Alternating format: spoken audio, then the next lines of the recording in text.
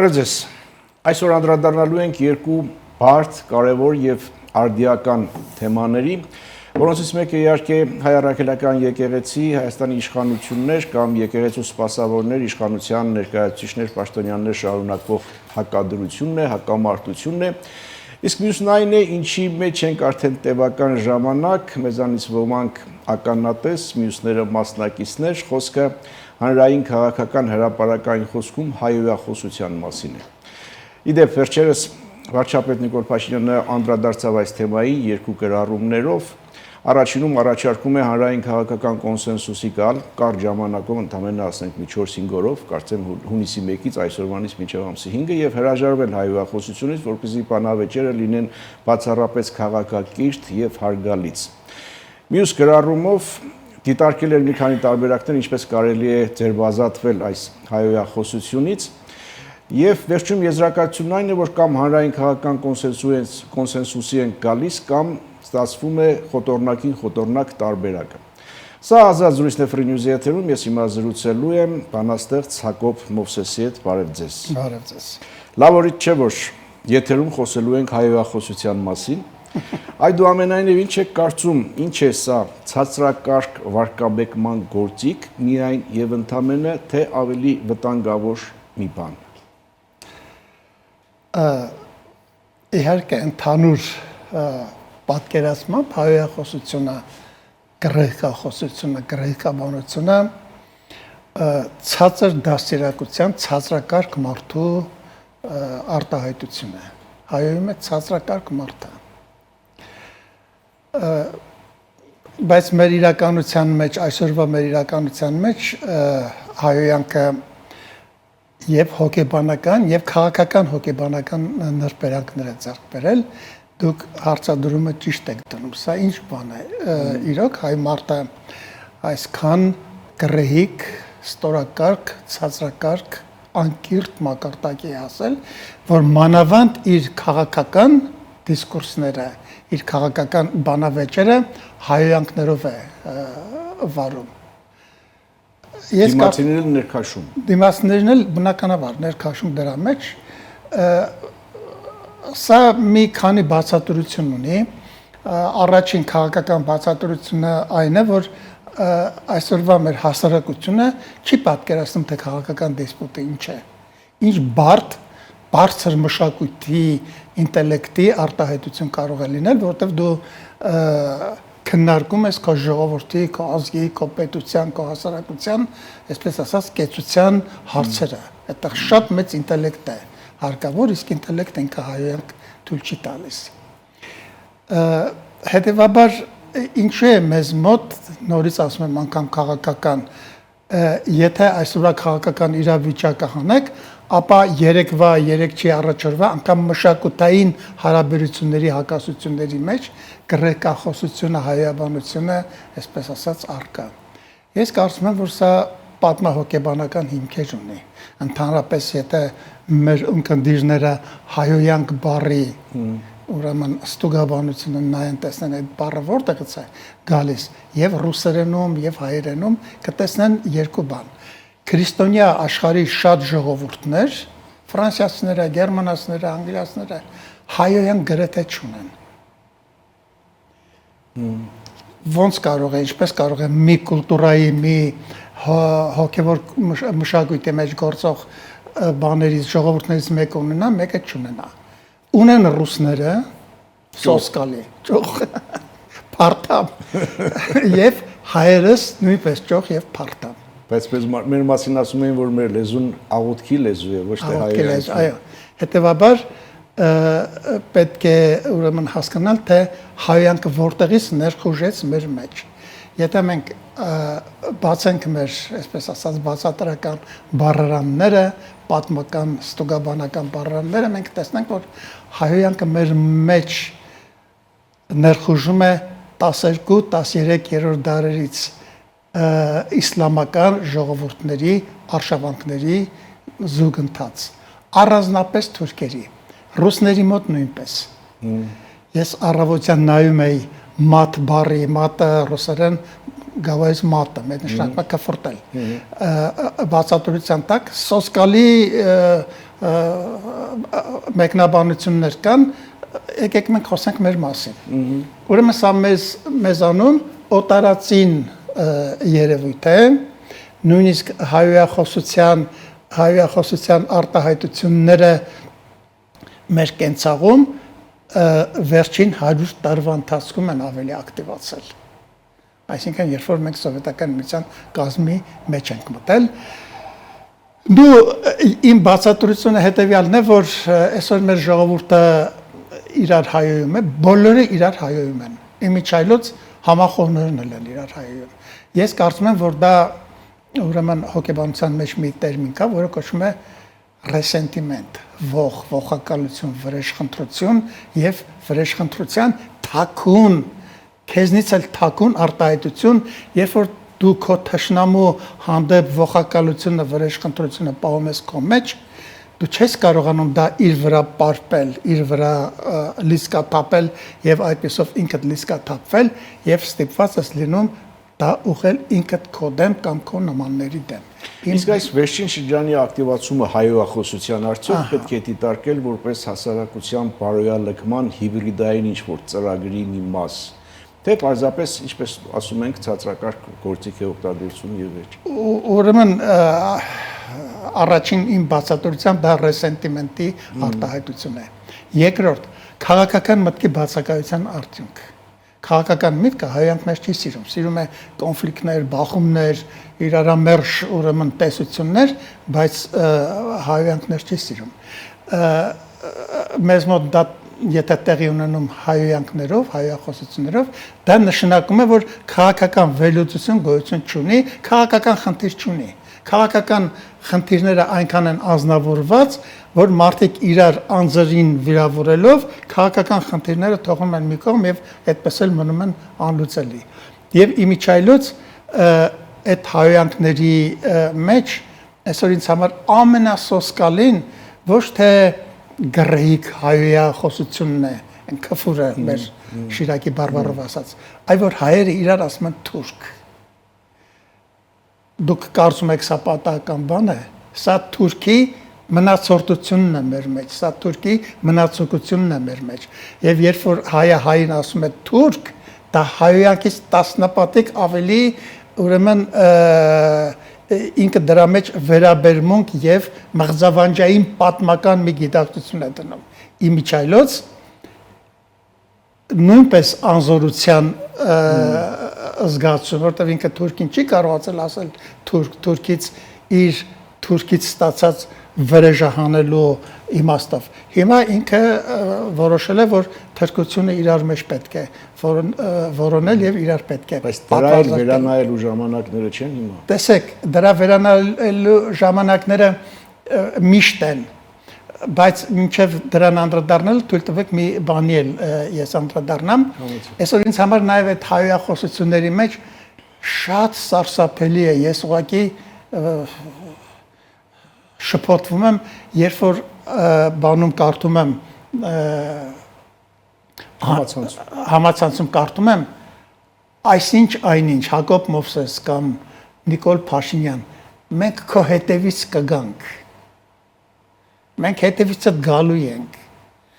Տեսեք, եթե առաջին դեպքում մենք ուրեմն հայոյախոսությունը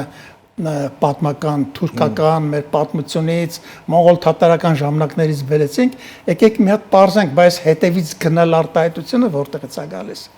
Որևէ մեկի հետևից գնալ, որևէ մեկին կարող է սպառնալ նա,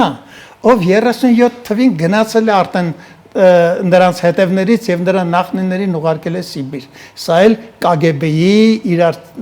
մատնելու, իրար ծախելու մի արտահայտություն։ Սրանք բազմազան են, սրանք բոլորը թողնենք մի կողմ եւ անցնենք ամենագլխավորին։ Հայոյանքով քաղաքական դիսպուտ չես կարող վարել։ Օրինակ, ենթադրենք այսօր հայ ժողովրդի առջև շատ մեծ կողմնորոշումային խնդիրներ են դրված։ Իր հարևանները, իր հյուսիսային հարևանը, Եվրոպա, եվրոպական ընտանիք, որը կարող է ունենալ կողմնակիցներ, ամեն մեկը կարող է ունենալ իր կողմնակիցը, իր հակառակորդը, որոնց բոլորի արգումենտներն էլ, փաստարկներն էլ կարող են խելամիտ տարեր ունենալ եւ կարող են լսվել, բայց անգամ իր կենսական էգզիստենցիալ հարցերը քննարկելիս այսօր մեր հասարակությունը, մեր ժողովուրդը բավարար ինտելեկտուալ մակարդակ ունի, որ սա նույնպես չիջեցնի անձնական հայհոյանքների մակարդակի։ Ենթադրենք ռուսամոլները արևմտամետներին ասեն թուրք կամ հայոյեն, նրանք սրան ասեն եւ այլն եւ այլն։ Այս ամեն ինչը ցույց է տալիս, որ մեր հասարակությունը այո քաղաքական դիսպուտների պատրաստ չի, մեր մտավորականությունը վերջին 100 տարում մեր հասարակությանը քաղաքական բանավեճերի, քաղաքական խոսակցությունների չի պատրաստել։ Հիմա ելքը ո՞րն է։ Ես նշեցի, որ վարչապետը երկու գրառում է արել, մեկով առաջարկել է կոնսենսուսի գալ 5 օրով եւ հրաժարվել այդ հայրախոսությունից։ Հաջորդ գրառման մեջ մի քանի տարբերակներ է դիտարկում, ասենք, ինչ անել նման դեպքերում, երբ հայոյում են։ Ասում է անձնելապորինի մեթոդների դա անթույլատրելի եւ անընդունելի է։ Պատիժ սահմանենք ծանր վիրավորանքի համար դա էլ փորձեցիք, բայց աղմուկը նույնն էր, թե Հայաստանում սահմանափակում են խոսքի իրավունքը։ Քաղաքայցով դիմել դատարան, աղմուկը նույնն է, ճնշում են խոսքի ազատությունը։ Եվ բացի այդ ում փողերով դիմենք եւ այլն եւ այլն։ Հանդուրժել հայոյանքը, ասում է իմ անձի նկատմամբ դեռ հասկացանք, բայց կողմնակիցների եւ ընտանիքի անդամների հասցրին չեմ կարող այլևս։ Հետևաբար դիրքորոշումը այսպեսին է. կլինի սուր, բայց կանոնավոր բառապաշարով քննադատություն։ Ես կվարվեմ նույն կերպ։ Կլինի հայոյանք եւ վիրավորանք, արձագանքելու եմ նույն կերպ։ Կլինի հարգանք, կարձագանքեմ հարգանքով։ Այլ բան խնդրում եմ չսպասել։ Ընդ որում բոլոր համախոհներին եւ կողմնակիցներին կոչանում այդպես վարվել, մի խոսքով ասում է, այսպես չսպասել, կամ էլ մի վերջին տարբերակ ասում է հաջորդ լուծումն էլ այն է, որ քաղաքասարակությունը հանրությունը իրենք պահանջեն ծանր վիրավորանքի քրեականացում եւ սրա շուրջ ձևավորենք հանրային կոնսենսուս։ Սա ճանապարհ է, թե ճանապարհ չէ։ Ի վերջո գիտեք ինչ, ի վերջո եթե հարցը բարոյական կամ մտավորական լուծում չունի, ի վերջո միշտ գործում է իրավաբանությունը, իրավական կողմ կա, որը ես կողմ եմ, որ մեր երկրում լինի, գործի իր ամբողջ կտրուկությամբ, եթե ոչ խստությամբ, ապա կտրուկությամբ։ Բայց գիտեք, այստեղ հարցը որևէ մեկին պատժելը կամ որևէ մեկի գլխին մահակ թափ տալը չի։ Ես կարծում եմ, որ սրա լուծման բանալին հասարակական դիսպուտներն են։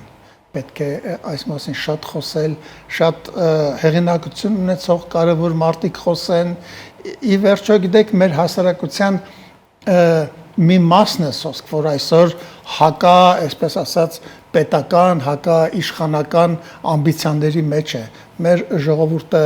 ինչքան էլ գրագետ չլինի, ինչքան էլ կրթված չլինի, իրերի ու հանգամանքների բերումով 2-3 հազարամյա համալսարան է ավարտել եւ ինքը խոսքը հասկանում է, ինքը խնդիրը խնդիրը հասկանում է։ Հիմա այս հայրախոսության դիմադրության լեզուն ո՞րն է։ Դիմադրության լեզուն քաղաքական խնդիրները իրեն մարդկային լեզվով բացատրել, իրեն հասկանալի լեզվով բացատրել, թերը, դեմը, ինչին է ինքը կողմ, ինչին է դեմ, ինչին պետք է դեմ լինի, մի խոսքով զրույցը, խոսակցությունը, իհարկե նաև իրավաբանական նորմերը եւ նորմատիվները, դրանք անվրեպ են, գիտեք, այսօր մեր հասարակության համար շատ վտանգավոր մի իրավիճակ է ստեղծվել, որը օրինակ չես կարող եվրոպական հասարակությունների, զարգացած հասարակությունների կամ տարբերակված հասարակությունների համեմատել։ Ցածր կրթական ցենզ ունեցող հասարակության մեջ երբ որ դու մամուլը բաց ես թողնում, իսկ այսօր մեր ամբողջ սոցիալական հատկապես պետական դաշտում հսկողությունից դուրս եկած մամուլը դրա մեջ է։ Հասարակության մեջ ինչքան աղբ կա, բարձրանում է ջրի երես։ Գերմանացի 10-րդ դարի մի փիլիսոփա ասում էր, երբ որ դու մարդուն ազատություն ես տալիս, դու առաջին հերթին ազատություն ես տալիս նրան ներսի անասունին։ Ուրեմն ազատությունը կարող է բացարձակ իր չափանիշներով գործել այն ժամանակ, երբ որ մարդը իր ներքին անասունին սպանել է։ Եթե ոչ, ինքը անպայման դուրս է գալու եւ մռնչալու է, ոռնալու է, մանավանդ մեր պարագայում, որ ազգային շատ լուրջ խնդիրների, խնդիրների առջև ենք կանգնած, ինձ զայրացնում եւ հուսահատության է մատնում ոչ այնքան երևույթն ինքը հայոյախոսությունն է, ինչքանով որ դրանով ծածկադմփված է արվում Պրոբլեմի լրջությունը, պրոբլեմի ուղղակի կենսական լրջությունը, մեր ժողովրդի համար էգզիստենցիալ նշանակություն ունեցող պրոբլեմը հայոյանքի չարախոսության, բղավոցների մեջ անետանում գնում է եւ մեր ժողովուրդը չի հասկանում ինքը ինչ իրավիճակում է հայտնվել եւ ինչի հետ գործ ունի։ Չափազանցություն չի լինի, եթե ասենք, որ այս իրավիճակը, այս հայոյախոսություն խորացումը մի յուրահատուկ ինքնաոչնչացման ձև է, որին զոհ կարող է գնալ լեզուն, մշակույթը, եկեղեցին։ Միանգամայն ճիշտ եք, 18-րդ դարից ընդհանրապես պատմագրության մեջ, հատկապես գերմանական պատմագրության մի թեզ կա, որ ժողովուրդներին ոչ ոք չի կարող վերացնել, եթե այդ ժողովուրդները իրենց վերացնելու ինքնալիկվիդացիայի, այսպես ասած, տոնայնության մեջ չեն մտել։ Իհարկե, սա ինքնաոչնչացման, ինքնալիկվիդացիայի մի նշան է մեր մեջ, բայց ես նորից ասում եմ, ես հուսով լի մարդկանցից մեկն եմ, որտեղ ես մեր ժողովրդի 3000-ամյա կենսագրությունը գիտեմ եւ իր խոհեմությունը, իր վստահ եմ դրա վրա։ Մեր պետությունը, նաև պետական ինստիտուտները, նաև մշակութային ինստիտուտները այսօր մեր ժողովրդին պետք է, նաև եկեղեցին, այսօր մեր ժողովրդին պետք է բացատրեն, թե ինքը ինչ խնդիրների առջև է կանգնած, ինչու չպետք է հայոյի, տեղ էլ կա, հա, պետք է հայոյի։ Թող գնա իր քոչի հետևի են բաներում ինչ կա։ Մենք խոսում ենք հրապարակային խոսքի մասին։ Հա, խնդիրները պետք է բացատրվեն։ Օրինակ մեր ժողովրդի ենթադրենք մի օրինակ բերենք։ Մեր ժողովուրդը այսօր պետության հետ իր հարաբերությունները մի քանի ինստիտուտների հետ է կառուցում։ Ոստիկանություն, հարկային, հարկ։ Ասենք, բա ով պետք է բացատրի ժողովրդին, թե ինչ բան է հարկը։ Ով պետք է բացատրի ժողովրդին, թե ինչի հին ուխտում, հին կտակարանում գրված էր, ուրեմն քո բերքի երախայրիկը, քո առաջին ցորենի կոտը, քո առաջին ջաղացի ալյուրի բանը տուր Աստծուն, այն ժամանակ Աստծուն։ Եվ ինչի համար նոր կտակարանում գրված է, որ այրիկինը մտավ եկեղեցի եւ իր 3 երկդրամյանները հանեց եւ նվիրեց եկեղեցուն։ Այսինքն պետք է բացատրվի, որ հարկը, турքը շատ մեծ քրիստոնեական, քաղաքացիական, մտավորական առաքելություն է, ոչ թե որ պետությունը գալիս է ուրեմն քեզնից խլում է, դու էլ աշխատում ես թաքցնես, որ իրան չտաս։ Ես կարծում եմ, որ այս բոլոր պետական աքսեսուարների բացակայության գիտակցության համար մեղավորը մեր մշակույթը է։ Դուք խոսեցիք մեր ազգային պետական ինստիտուտների անելիքների մասին, հասարակության հետ, ժողովրդի հետ աշխատանքի, այդ թվում նշեցիք նաև մեր ազգային ինստիտուտ եկեղեցին, որ պետք է բացատրի, հիմա եկեղեցին մի քիչ այլ խնդիրներով է զբաղված, ինչ է կատարվում եկեղեցու շուրջ, ինչ զարգացումներ են, ի վերջո հանուն եւ ընդդեմ ինչի են գործում իշխանության ներկայացուցիչները եւ եկեղեցու սպասավորները։ Փոքր դատարից հետո շարունակենք, կվերադառնանք վարքյաններց։ Հիշեցնեմ, սա ազատ զրույցն է Free News-ի եթերում, ես զրուցում եմ բանաստեղծ Հակոբ Մովսեսի հետ, մենք առաջին հատվածում խոսեցինք հանրային քաղաքական հրապարակային մակարդակում հայոյախոսության եւ դրա դեմ պայքարի, դրա վերջը տալու անհրաժեշտության մասին, երկրորդ հատվածում մեր ազգային ինստիտուտներից եկեղեցուն անդրադառնանք եւ եկեղեցի շուրջ վերջին զարգացումներին, չեմ վարանի ասել սկանդալներին։ Ինչ է կատարվում։ Ցավալի սկանդալներին, դուք ճիշտ եք ասում, եկեղեցու շուրջ, բայց այս անգամ եկեղեցու շուրջ արտահայտությունը չի օգտագործի, մեր ժողովուրդը բացարձակ հարգանք ունի իր եկեղեցու հանդեպ, մեր եկեղեցին էլ բացարձակ առաքելություն ունի մեր ժողովրդի պատմության մեջ։ Մեր ժողովրդի պատմության մեջ եղել են ուղղակի ամուլ շրջաններ, ամուլ դարաշրջաններ, որտեղ մեր հասարակական հանրային գիտակցության կազմակերպիչը անգամ կրթական եղել է եկեղեցին։ Այդպես է եղել մինչև Խրիմյան հայրիկ, մինչև Վազգեն վեհապար եւ այլն եւ այլն։ Բայց տարօրինակ մի բան կատարվեց մեզ հետ վերջին 30-40 տարիների ընթացքում։ Մեր եկեղեցին մեր պետության առաջին կազմավորման ժամանակներից սկսած ցավոք դրանք լավ ժամանակներ չեղան, այսինքն պետության ձևավորման, կազմակերպման, հիմնադրման համար լավ ժամանակներ չեղան։ Դրա համար ես մի փոքր շեղվելով ասեմ, որ այսօր նրանք, ովքեր, այսպես ասած, ուզում են Հայաստանի երրորդ հանրապետության հիմնադրության ամբիցիաներով, այսպես ասած, խոսել եւ ելույթ ունենալ, չարաչար սխալվում են, որովհետեւ Հայաստանի հանրապետության երրորդ հանրապետությունը դեռևս չի սկզբնավորվել, դեռևս չի հիմնադրվել, փորձում է հիմնադրվել, կստացվի թե չէ կտեսնենք։ Ես հույս ունեմ, որ կստացվի։ Ահա այս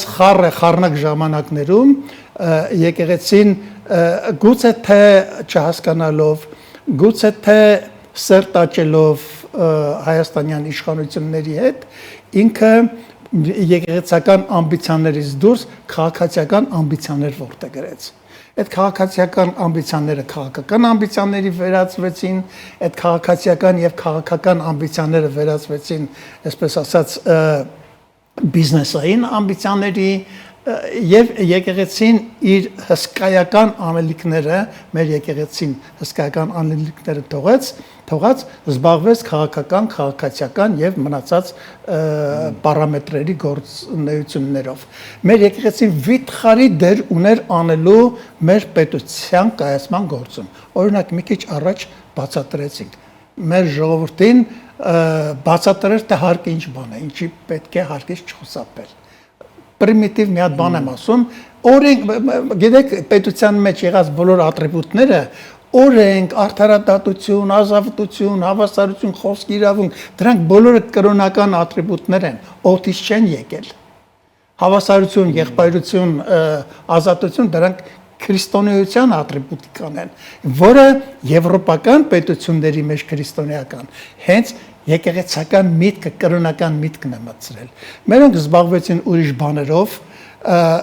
մենք ստացանք վատ պետություն, որի արդյունքը այն եղավ, որ 100,000-ավոր մարդիկ, ես վախենում եմ թիվ ասել գուցե եւ սխալվեմ, գաղթեցին,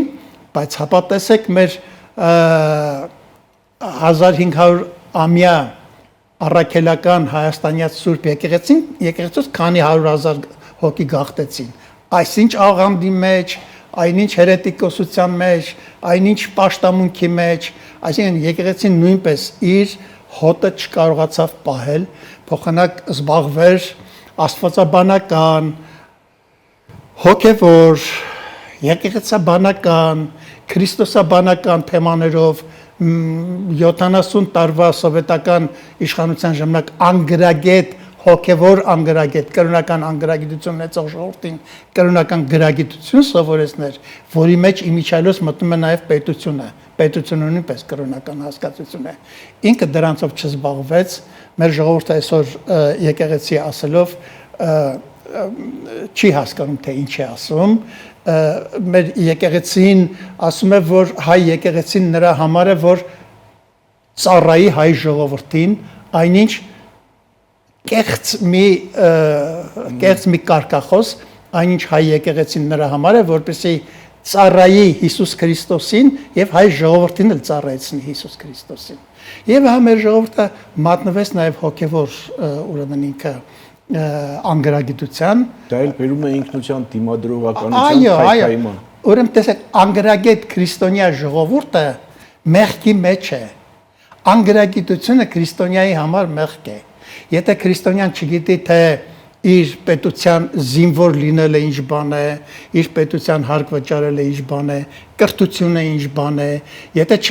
չգիտի միջազգային հարաբերությունների դիվանագիտությունների մեջ կողմնորոշվելը ինչ բան է, դա նշանակում է, որ այդ ժողովուրդը մեղքի մեջ է, իսկ քրիստոնեական մեղքերի մեջ ամենասոսկալին տգիտության մեղքն է։ Եվ սա բերեց այսօրվա մեր իրավիճակին, այս առճակատմանը, որի մեջ ես բացարձակապես մեղադրում եմ մեր եկեղեցուն, թող իմ շատ եկեղեցու անդամ բարեկամները, որոնց հետ ես պատիվ ունեմ ընկերություն անելու, չնեղանան, ներքաշվեցին քաղաքականության մեջ այն աստիճանի, որ ես մի 2-3 օր առաջ ասել եմ, սկսեցին օգտագործվել զանազան ինտրիգների մեջ, Օրինակ Բելարուսիայի նախագահը մեր ժողովրդի հանդեպ արգահատելի վերաբերմունք ունեցող մի արգահատելի երևույթ կարող է գնալ Ադրբեջանում հայել մեզ, հոխորտալ Ալիևի հետ գրկախառվել, հոխորտալ մեզ, մեր վարչապետը կարող է քաղաքական եզրակացության հանգել, որ քանի այդ մարդը ընդեղ է, մեր պետական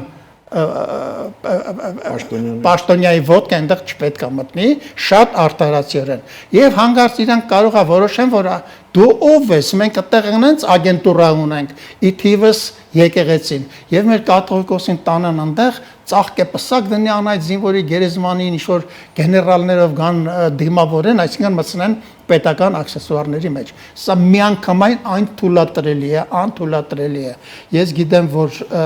լրագրողի ձեր հարգանքը եւ իմ հանդեպ եւ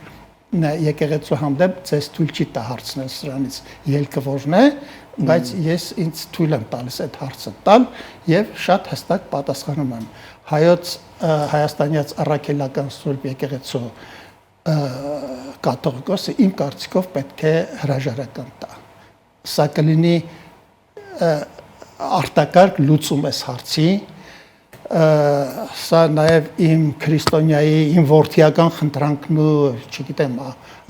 մենք էսի վիճակից կարող ենք դուրս գալ մենակ այդ պայմաններում։ Կաթողիկոսը չի կարող այլևս շարունակել իր գործունեությունը։ Մեր ժողովուրդը իրեն չի վստահում։ Իսկ այս ամեն ինչը ինչ որ կատարվում է եկեղեցի իշխանություն հարաբերություններում որքանով է արտաքին ազդեցության դրսևորում կամ ներսից սպասարկվող արտաքին օրակարգ։ Շատ դիպուկ հարց, մի քիչ ոնց որ թե դրան կպանք, անդրադարձանք, ընդհանրապես մեր ժողովուրդը չգիտի, որ իր պատմության բոլոր ողբերգական իրավիճակներում ինքը օրենտացիոն հսկողությունների տակ է։ Այդպես է եղել 19-րդ դարից սկսած։ Օրինակ գիտեք, հիմա Թուրքիայում շատ մեծ խոսակցություն կա, որ թուրքական արխիվների ինչ որ մի մասը ռուսական իշխանությունների խնդրանքով, հորդորով կամ արգելանքով չի թույլատրվում բացել, որտեղ մեկ էլ հանգարց կարող է պարզվել, որ ասենք Թալյատը կամ Էնվերը ռուսական ախրանկայի գործակալ էին։ Անպայման այդ պահը կա, մանավանդ մեր ժողովուրդը հիմա կողմնորոշման շատ մեծ բանի մեջ է, միտումի մեջ է, ինքը պետք է որոշում կայացնի, ինքը պետք է եւ իր տարածաշրջանում ճիշտ կողմնորոշվի եւ եթե ինքը կարողանա իր տարածաշրջանում իր հարևանները ճիշտ կողմնորոշվել, դա առիթ է, որպեսզի ինքը նաև ավելի մեծ քաղաքական մեխանիզմների մեջ ճիշտ կողմնորոշվի։ Բնականաբար, այսպես ասած, շակերտների մեջ մեր մինչ այժմյան տերերը դա թույլ չեն տալու, իրենք ուզենալու են միշտ Հայաստանը պահեն իրենց դռում, իրենց հրահանգների տակ։ Ես սրանից 2 տարի առաջ չեմ հիշում իմ որ հարցազրույցներից մեկի ժամանակ ասել եմ, որ ընտրություններին ընթառաջ իրավիճակը սրվելու է եւ ես այսօր էլ ասում եմ, տեսեք ինչ է լինելու Հայաստանում սեպտեմբեր, հոկտեմբեր, նոյեմբեր ամիսներին։ Մեկ հարցելու ավարտենք, այս ստեղծված իրավիճակը, ասում են չկա չարիք առանց բարիք, գուցե առիթ է մեկ անգամ էլ խորամուխ լինելու, վերհիշելու կամ ծանոթանալու Հայաստանյաց առաքելական եկեղեցու, հայոց եկեղեցու պատմությանը այն ժամանակներում, երբ պետություն ենք ունեցել, այն ժամանակներում, երբ պետություն չենք ունեցել եւ եկեղեցին հարաբերվել է օտար կառավարիչների հետ, նույն ձեր ասած Օսմանյան կայսրություն, Ռոմանովների Ռուսաստան, խորհրդային ժամանակներ եւ այլն։ Ամեն ինչ Հայաստանում պետք է վերաիմաստավորվի, մեր մշակույթը, եկեղեցու հանդեպ մեր վերաբերմունքը, նաև եկեղեցին, մենք քաղաքական բոլորովին նոր մեզ անծանոթ իրավիճակի առջև ենք կանգնած, իսկ ժողովրդի պատմության բոլոր դետալները սկսած հոգևոր, վերջացրած աշխարհիկ մշակույթ եւ այլն, դրանք կոչված են ապահովելու, ստանալու իրենց վերջնարդյունքը, որը կոչվում է պետություն։ 19-րդ դարում մի շվեյցարացի շատ մեծ փիլիսոփա պատմաբան կա Յակոբ Բուրքհարտ։ որի գործը շատ լավ կլինի, որ հայերեն թարգմանվի։ Ընդհանրապես շատ լավ կլինի, որ այսօր մեր պետությունը, մեր նախարարությունները մի 15-20 կոթողային քրեստոմատիական ստեղծագործություն, որոնք մեր ժողովրդին, մեր ուսանողությանը, մեր երիտասարդությանը կբացատրեն պետության ատրիբուտները, թարգմանեն եւ մեր ժողովուրդը կարտա։ Այդ գրքում Բուրկարտը ասում է, որ մշակույթի բարձրագույն ձևը պետությունն է։ Եթե ժողովուրդը չի կարողանում պետություն կառուցել, թող չպարծենա թե մշակույթ ունի, նարեկացի ունի, խորենացի ունի, չնայած ունի, իհարկե ունի, եւ քանի որ ունի, մենք հույս ունենք, որ ինքը պետք է կարողանա պետություն կառուցել։ Պետությունից բարձր որևէ մշակութային դրսևորում գոյություն չունի։ Պետությունն է, տեսեք, մենք երբեմն եվրոպական այսինչ կամ այնինչ պետությունների մասին խոսում ենք, ասենք ֆրանսիացիների, խոսում ենք տասնյակ երաժիշտների, գրողների, բաների մասին, բայց ենթադրենք երկրներ էլ կան, ասենք սկանդինավյան, բայց այդքան անունների առատություն չենք կարող նշել։ Ես ձեզ պետք է ասեմ, որ դա սին եւ ունային մոտեցում է սկանդինավյան երկրների բարձրագույն մշակույթը իրենց պետություններն են։ Նորվեգիան, Շվեդիան կամ չգիտեմ Հոլանդիան մշակույթի նպատակը իր պետությունն է։ Կրոնի նպատակը պետություն կառուցելն է։ Պետություն բառը ինքը կրոնական բառ է, դա հրեշտակների 5-րդ ուրեմն դասն է։ Եվ այն ժողովուրդները, որոնք չեն կարողանում պետություն կառուցեն, տասնյակ անգամների կողքին մի անգամ էլ կրկնենք, իրենք չեն կարողանում իրենց ուսերին ուսադիր դնել։ Իրենք մնում են շարքային ժողովուրդ, որոնց շարքային զինվոր, որոնց կհրամայեն, կտանեն, կբերեն եբրայերեն Սաբաոֆտ աստված բառի առաջին արմատը մեր լեզվի մեջ անցել է որպես սպա։ Աստված նշանակում է սպա։ Հայ ժողովուրդը պետք է սպայական աստիճան ստանա իր պետությամբ։ Եթե չստանա, մեկ ռուսները կտանեն ծառայության, մեկ թուրքերը, մեկ իտալացիները, մեկ էլ նոր զելանդացիները։ Շնորհակալ եմ զրույցի համար։ Հետևենք իրադարձությունների զարգացումներին, սա ազատ զրույցներ Free News եթերում, ես զրուցում եի բանաստեղծ Հակոբ Մովսեսի հետ, կհանդիպենք։